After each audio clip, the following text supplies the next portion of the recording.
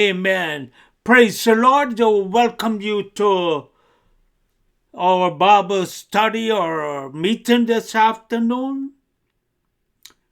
And today we're looking at the rapture and the second coming of Jesus Christ. The rapture and the second coming of Jesus Christ. Yesterday, we talk about the rapture of the church. And I said to you, there is coming a day when Jesus Christ will take the church away from this world. The Bible says that we are not of this world. The things of this world shall perish. Therefore, we have to be with that which will not perish. So the doctrine of the rapture is where there will be a sudden return of Jesus Christ upon earth. In the clouds, he will come physically and snatch us away. Only the Christians will be snatched away. The unbelievers, those who do not believe in Jesus Christ, you will have to face the music of the devil. You will have to face the music of the devil. But the Lord will come and snatch all blood-washed Christians.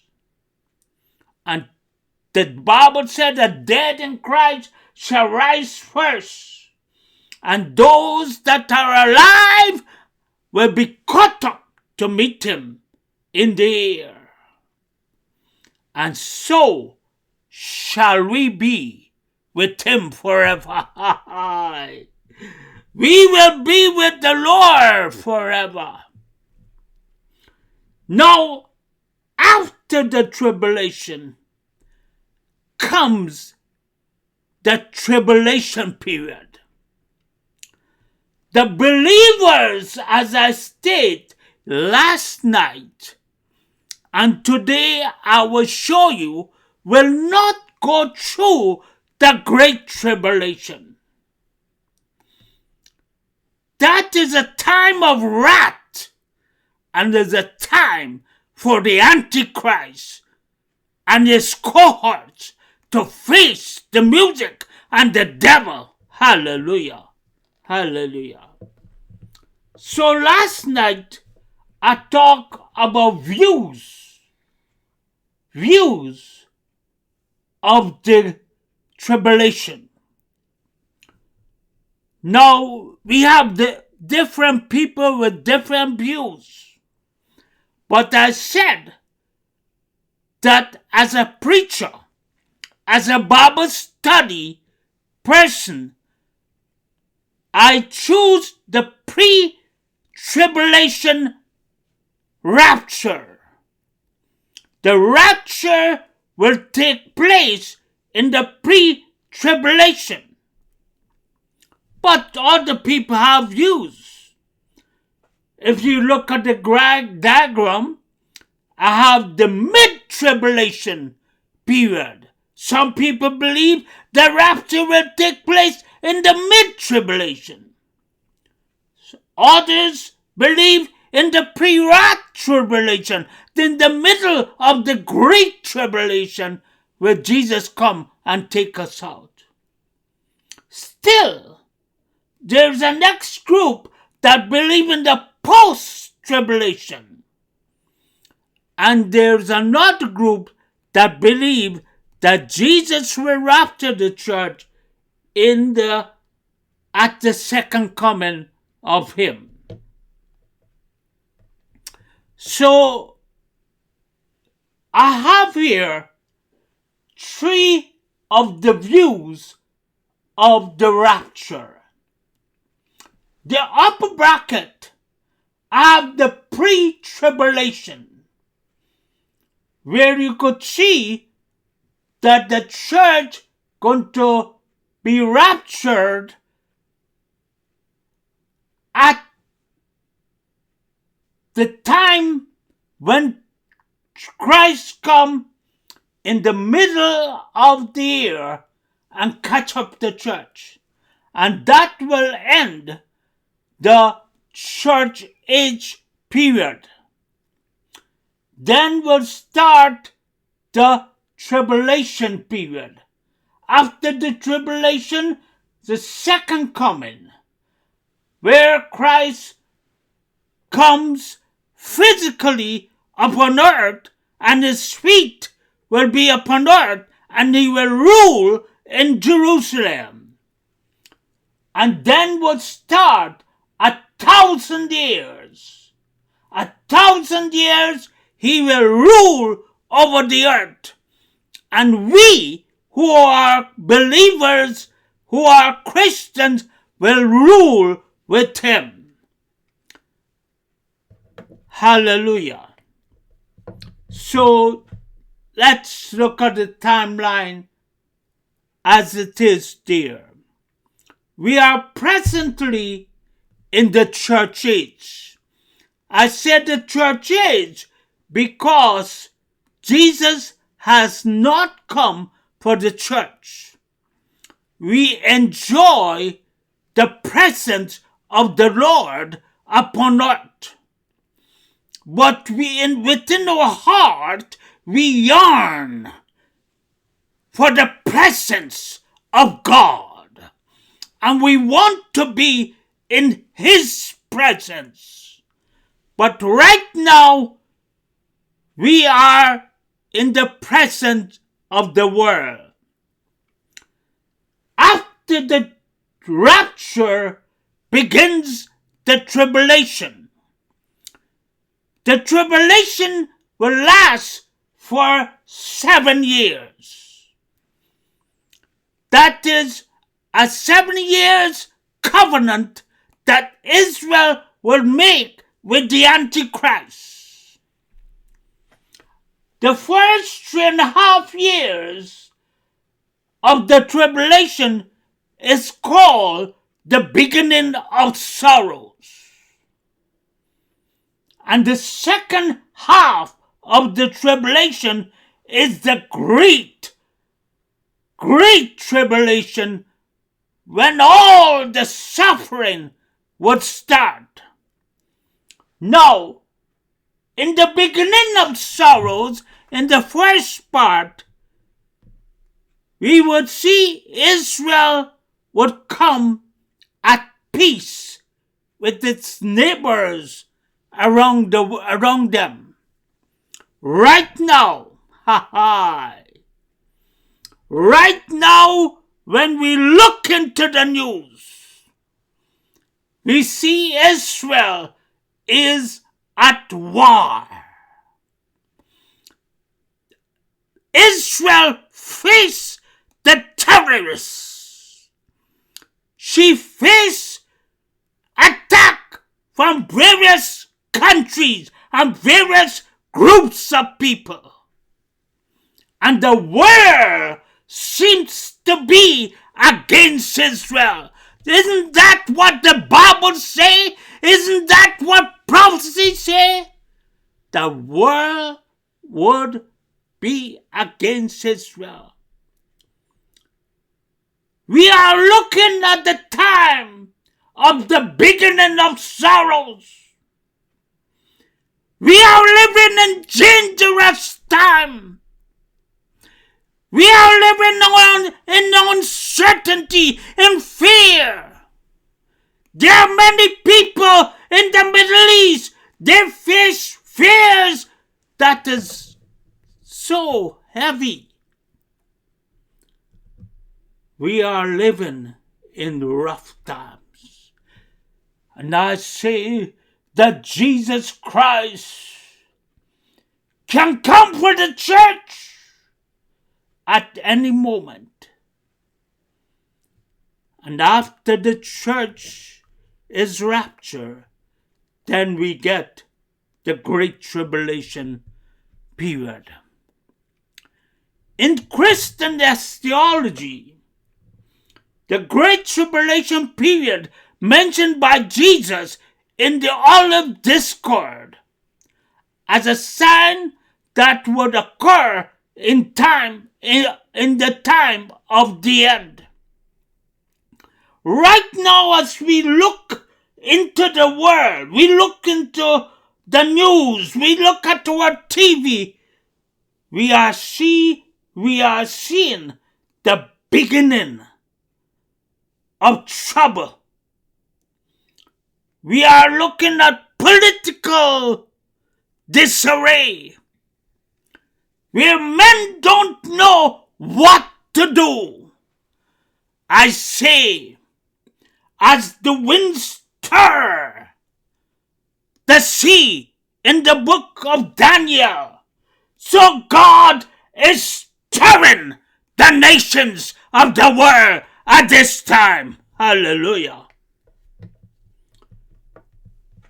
Bible say, Jesus say in Matthew 24:21, for then there will be great tribulation, such as not been seen from the beginning of the world until now. No, and never will be. This time that is coming upon earth will be a great tribulation, a time of worries, of problems, of difficulties that the world has never seen before and will never see thereafter. And the time is coming soon. Jesus said so, and if he said so, it's gonna come to pass. It will come to pass. No man can stop it. It will come to pass.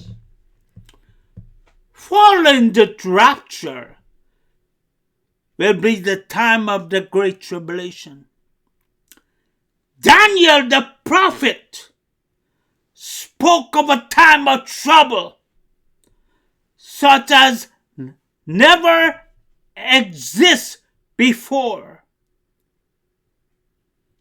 In Daniel 12:1, Daniel said, and there will be a time of trouble. A time of what? Trouble.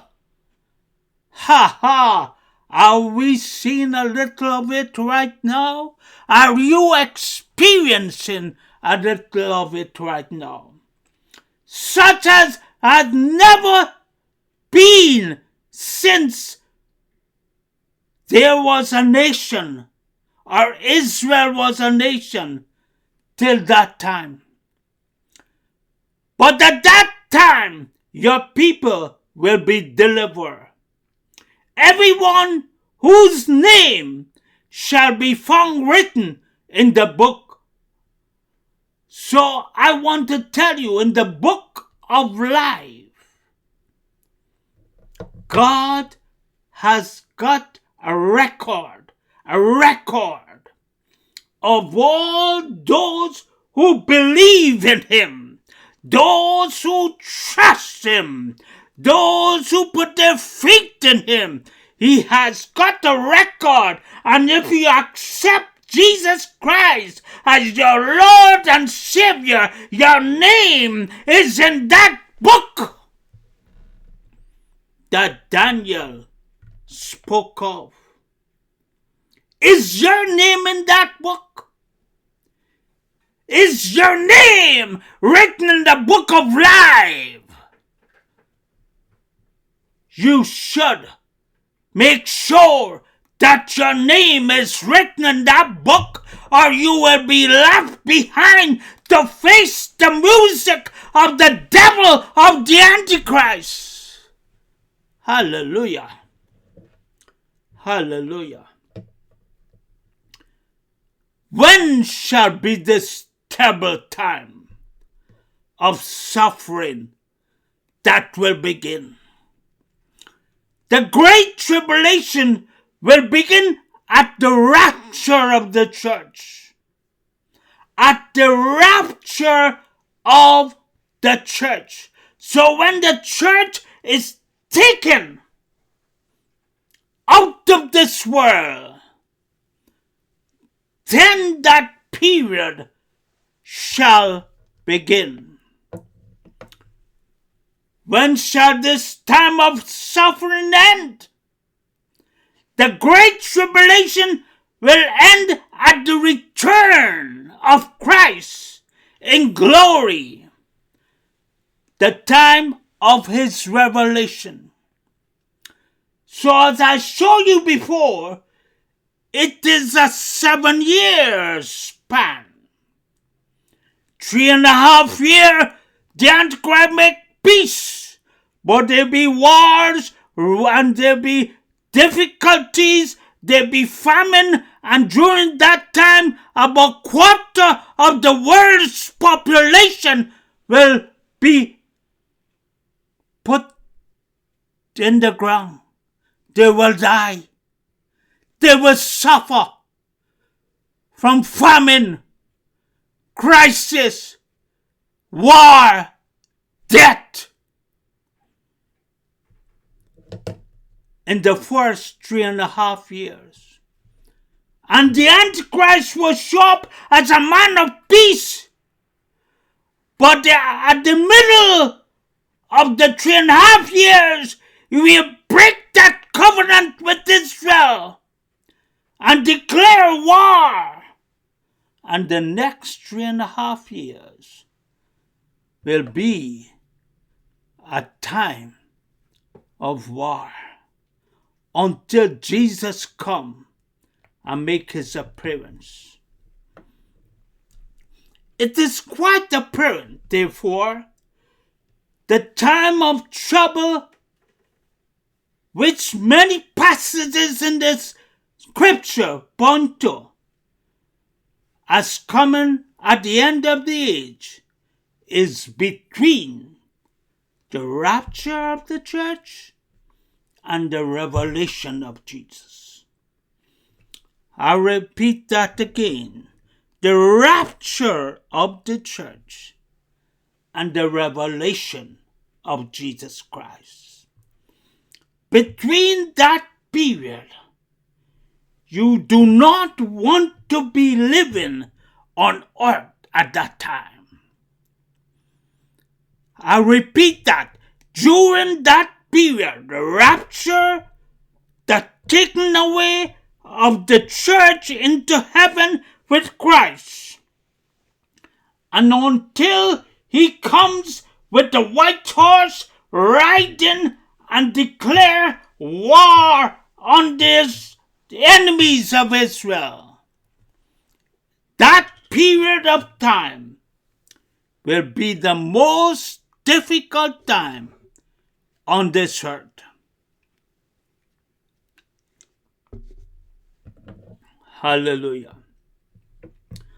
So the rapture and the second coming, as seen here, 3.5 years, the beginning of sorrow. 3.5 years, great tribulation. Hallelujah. Tribulation applies to God's final wrath upon the Antichrist and the Gentile nation that follow him. So the great tribulation, the punishment, the day of wrath is for the Antichrist and his followers.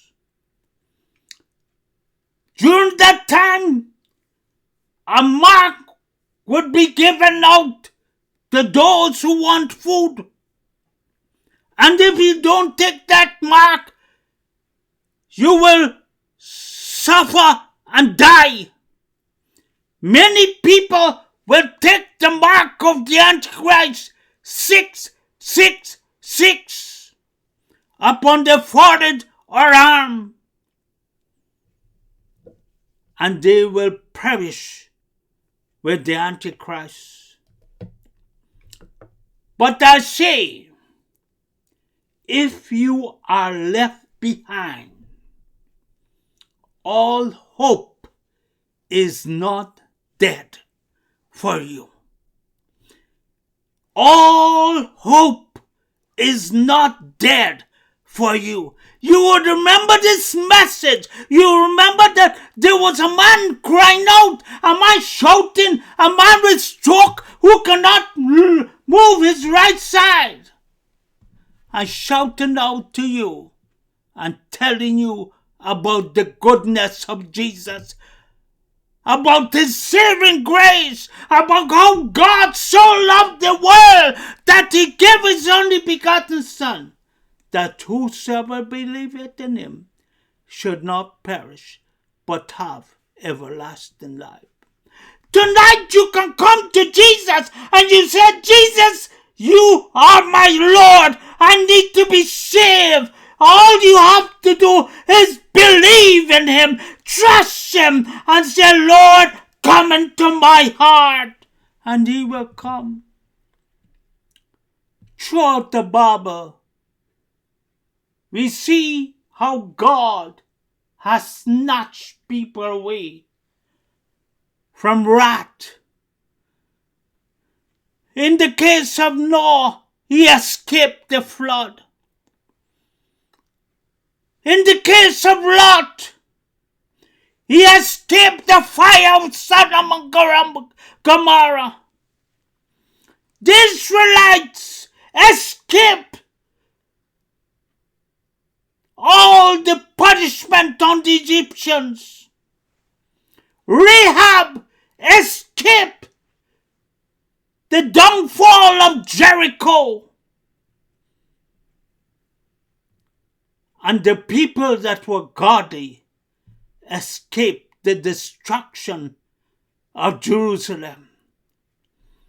From this I have to tell you that those who trust in the Lord will be delivered from trouble. Hallelujah.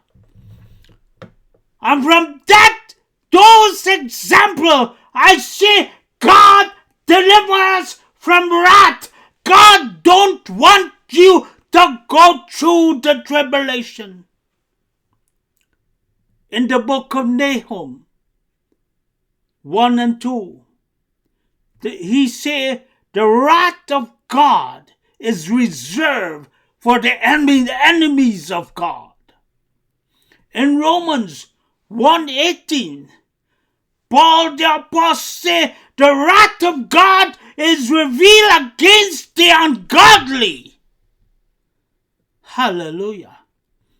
And if you look at that chapter, Romans 1, you will find who is the ungodly. Hallelujah. And in 1 Thessalonians 5:9, the righteous are not appointed to wrath. So God will deliver us from the tribulation. For the wrath of God is revealed from heaven against all ungodliness, all unrighteousness of men, who by their unrighteousness suppress the truth. We have the assurance that the rapture will take place before the tribulation. For God has not destined us for wrath, but to obtain salvation through Jesus Christ our Lord. I want to say the only way to escape the wrath of God is through Jesus Christ. The Bible said there is no other way except through Jesus. No way you can be saved by what you do or your good works. No. No way a man could save you. You have to be saved by the Divine One, the Holy One, through Jesus Christ, who died for us. So whether we are awake or asleep, we will live with Him and be with Him. Whether we are dead or alive, when He comes, we will be taken. In closing tonight, I want to say, in the midst of what we are seeing right now, wars and rumors of war, trouble, people are perplexed. People saying, well, Pastor, what will happen?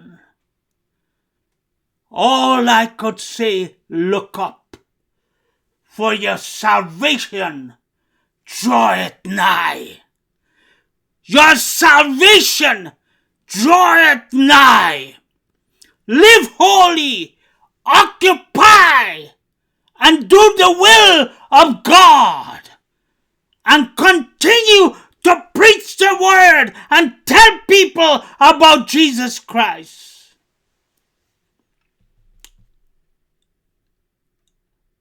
Many times now you will hear me say, in closing, Jesus said, let not your heart be troubled.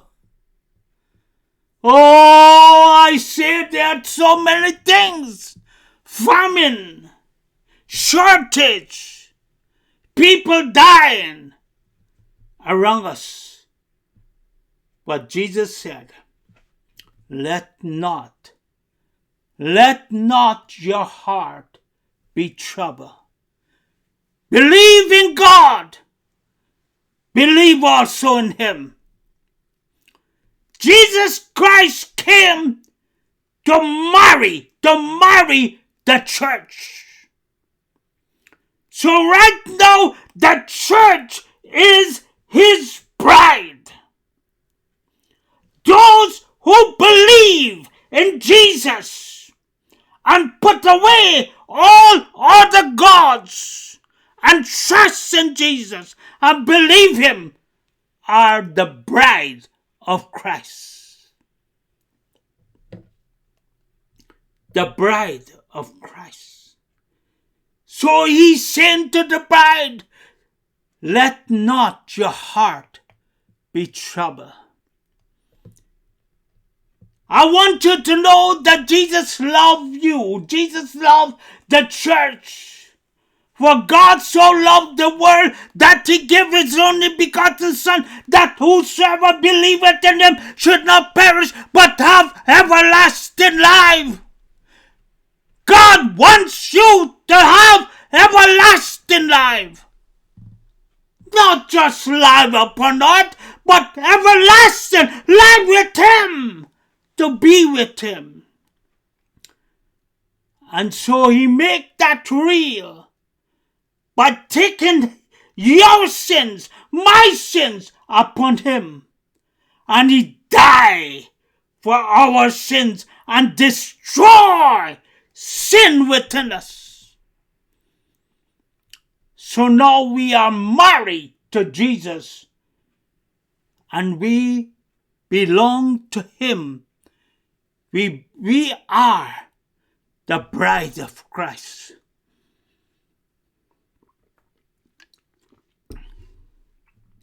Our world is heading for a time of great agony.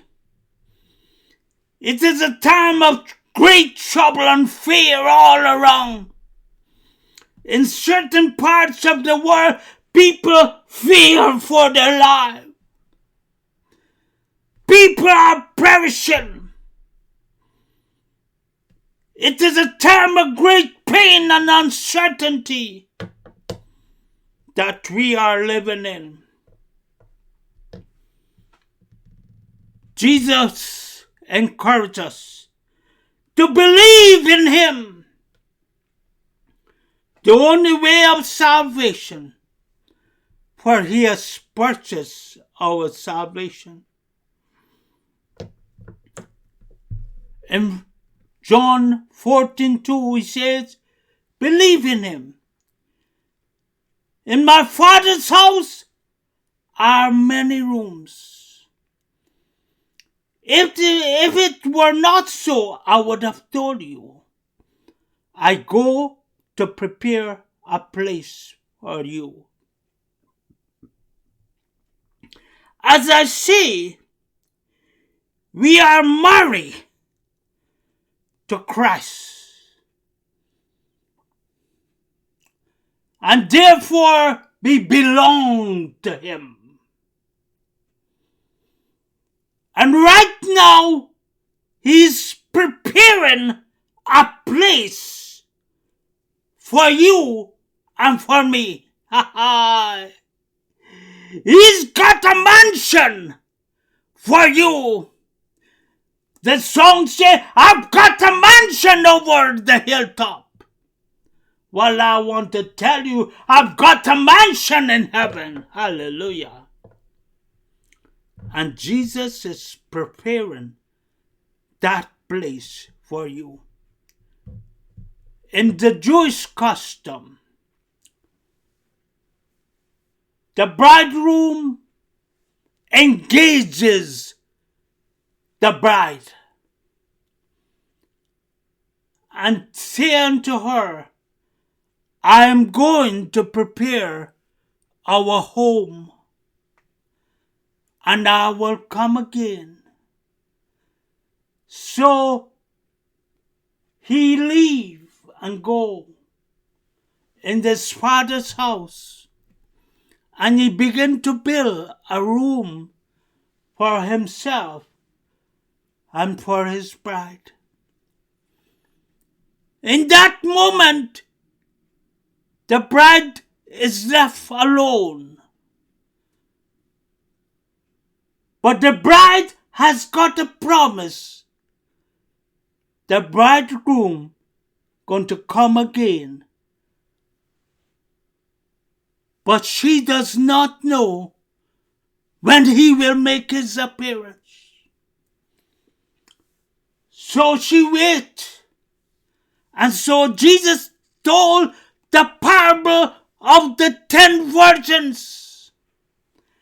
10 were wise and, the 10 virgins, 5 were wise and 5 were foolish. The wise one had oil in the lamp and had extra oil. The foolish ones had no oil, no extra oil.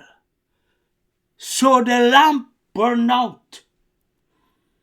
And then it was announced, the bridegroom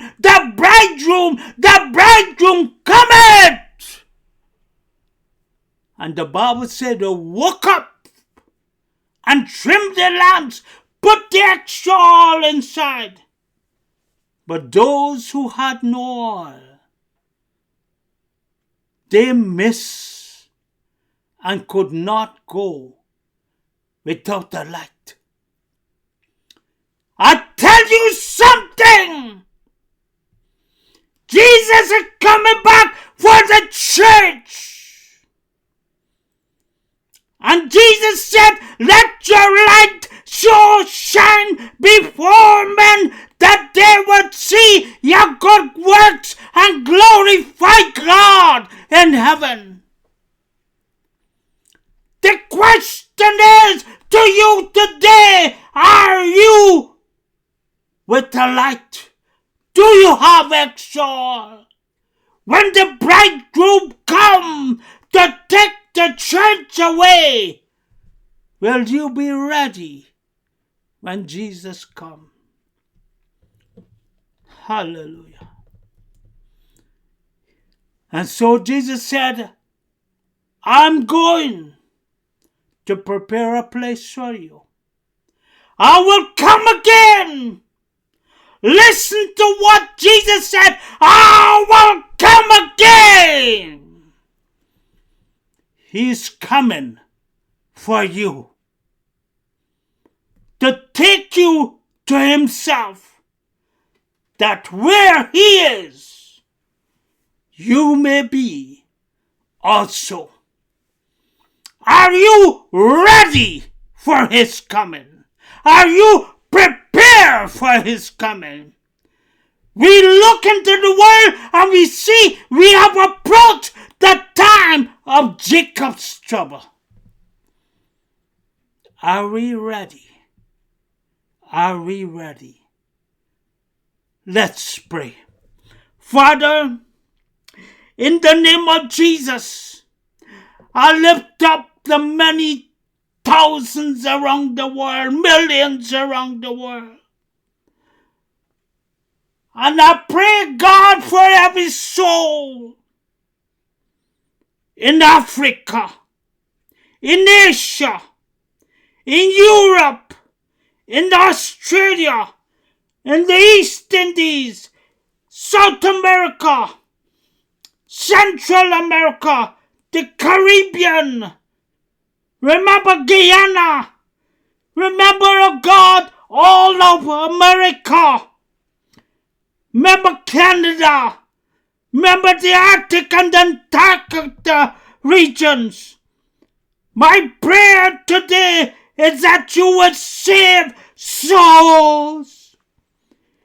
That the men and women of this world would receive the message that is coming at this time. A minute, less than a minute before the midnight hour. You're calling people to come. And you said that you love us. Oh, you so loved the world, you give your only begotten Son, that whosoever believeth in him shall not perish, but have everlasting life. Would you believe Jesus today? Trust him. Say, Lord, I believe you. Father, in Jesus' name, come into my heart, Lord Jesus. Save me, wash me with the blood, and cleanse me from all unrighteousness. I love you. I'm looking forward for your coming. God bless you. This is your host, pastor, your host, Bible teacher, saying, God bless you and be prepared for the coming of the Lord. Thank you.